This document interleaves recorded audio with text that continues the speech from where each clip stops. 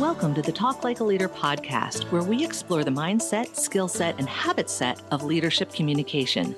Using these tips, techniques, and tactics, you'll be able to talk like a leader to build better relationships and get more done. Your host is Guy Harris, who has more than 20 years of combined professional and military experience in consulting, coaching, and training in areas like team and interaction dynamics, communication strategies and tactics, as well as emotional intelligence. Take it away, Guy. Today, we're going to cover 3 communication strategies that are guaranteed to irritate other people. And I'm going to suggest a better way to structure your communications to really talk like a leader. One of the things that comes up in a great deal of workshops and coaching conversations I have with people is this question about what is the right way to communicating an idea of some kind. And particularly this comes up in high stress situations like coaching conversations, conflict resolution, those types of situations. And the challenge I face in answering the question is I can't actually tell you the right way, because I don't think there is a single right way to deal with the conflict situation or a coaching conversation.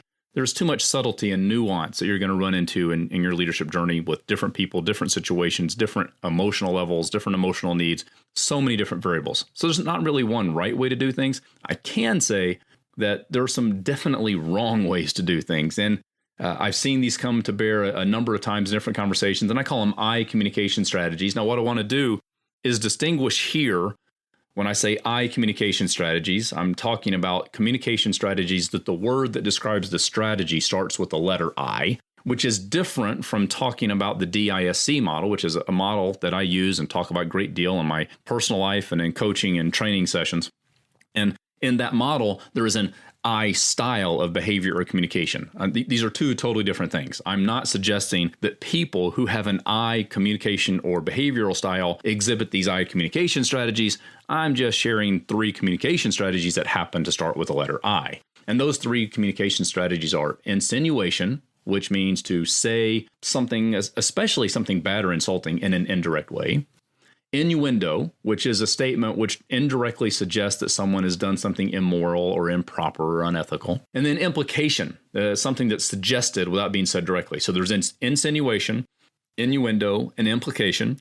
If you listen carefully to those definitions, all of them say that these communication strategies are indirect. Now, here are a couple of examples, and there are many, many examples you could consider. I'm going to share 3 that would fit into this insinuation, innuendo, implication sort of strategy. It would be something like this. Well, I don't think an honest person would do, say, whatever, implying that the other person is dishonest. Or another one, if you really respected, you can substitute a word here. If you really respected, liked, valued, appreciated me, you wouldn't. So if you really respected me, you wouldn't blank, implying the other person doesn't respect you, or insinuating that they don't respect you. Or you might say that someone who cares about others wouldn't blank. Someone who cares about others wouldn't. Someone who's really motivated wouldn't. Someone who cares about their work wouldn't. You can say that a whole bunch of different ways. And so you're basically implying that the person doesn't care about others or doesn't care about their work or isn't highly motivated. The challenge with all of these strategies is that they're indirect, that they don't address the key issue on the table. Because what's happening in the communication strategy is a person says or does something that paints a picture in your mind about what that behavior or that word choice or that phrase or that body language or that tone means to you. And then you take the story that's in your head, meaning a person wouldn't behave that way if they were honest. So I perceive that behavior as dishonest. Therefore, I'm going to say that because you had that behavior, you're dishonest. I'm going to say that a person who cares wouldn't behave that way. Therefore, if you behave that way, you don't care. So I'm taking the label I attach to the behavior and placing it on the other person. I don't yet understand their motivation. I don't understand what they see in the world. I don't understand their emotional context. There's so much about this situation I don't understand. With insinuation, innuendo, and implication, I'm taking my perception and placing it on the other person rather than seeking to understand what really is going on. Now, it's true that I interpret behaviors or word choice or tone in a certain way. And I don't want to minimize the idea that maybe we interpret things properly. The key is in high stress communication, if you want to talk like a leader, you have to be careful about the assumptions you make about other people's motivations or intentions. You have to be very careful about labeling them even indirectly in a negative way, because negative labels tend to trigger a negative response, and then we're stuck in a downward spiral of communication. You see, indirect communication approaches leave a gap between the words that are used and the real message we're trying to convey. And the danger here lies in the fact that the gap can be filled in by the person hearing the message. And in most cases, it'll be filled in with more assumptions on their side. So when I assume things and use insinuation and innuendo in my communication, I'm making assumptions about their intent, and then I'm implying things to them that leaves open for them to assume things about my intent. And oh my gosh, we have assumptions on both sides, and the communication can go nowhere but negative. And the challenge with this is that when people make assumptions, they tend to assume more negative than the intended message. So a message intended to convey a very slight irritation towards another person can sound to the person receiving the message like a strong personal attack. A simple little, if you really respected me, you wouldn't do this, which is intended to convey, I feel disrespected, can sound like you're labeling or judging or strongly criticizing the other person, paint them into a corner, and cause them to lash out in the communication. Now, a better, and actually maybe if you haven't studied communication a great deal, might be slightly counterintuitive, approach is to actually speak directly with people. Now, for some people, this is very comfortable, and for other people, this is very difficult. I will say that direct communication, direct and clear and concise communication, is a really powerful and persuasive and typically less irritating way to say exactly what you mean, rather than insinuating or inferring or implying something, hoping they pick up on the vibe. And remember that if you hope they pick up on the vibe, they'll probably pick up on a more negative vibe than you intended. Now, like with any technique, I'm going to share a technique with you. It's a specific technique. It's called an assertive communication strategy.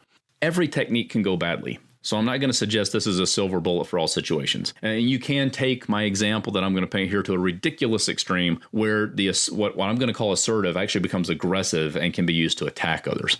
I'm not really advocating that idea. I'm saying that we want to learn to be less indirect and more direct if we want to learn how to talk like a leader. Now, how do you do that? Well, we start by recognizing that all communication strategies range between really passive strategies on one side that are structured in a way that let the other person's concern be first and foremost without putting our concern on the table. And there will be certain situations where that's probably acceptable. That's on one side of the communication continuum. On the other end of the communication continuum, we have communication strategies that are really designed to convey our frustration or concern without much concern for the other person. I'll call those aggressive.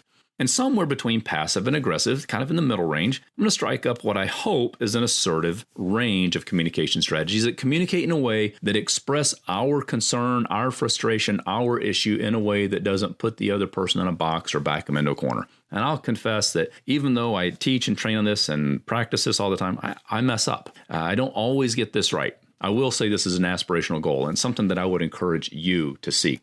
Is to seek that middle ground of communication that is assertive and clear and concise and direct, especially in situations where emotions are high and people can be easily offended. Now, so there's a kind of a silver bullet way to do this that is taught in virtually every assertive communication piece of literature I've ever seen or workshop I've been to. And it can be modified a bit to get the same idea, but it's really formulaic. You can use it in a lot of situations, especially when your emotions are high and the other person's emotions are high, and help you be more clear and concise. And it is this: when you blank, I feel blank. And you just fill in the blanks. So when you raise your voice, I feel angry. When you turn and walk away, I feel disrespected. When you slam the door, I feel upset. Now, I'm not saying that you are disrespectful.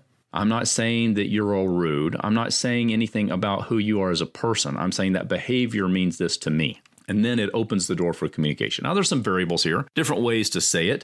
You could say, when you said or did blank, I understood that to mean blank. So you call out the specific words or actions they used, and then say, I understood that to mean, and attach your interpretation to it. You could say, I see that behavior or that tone or that word choice to mean, I see blank to mean blank.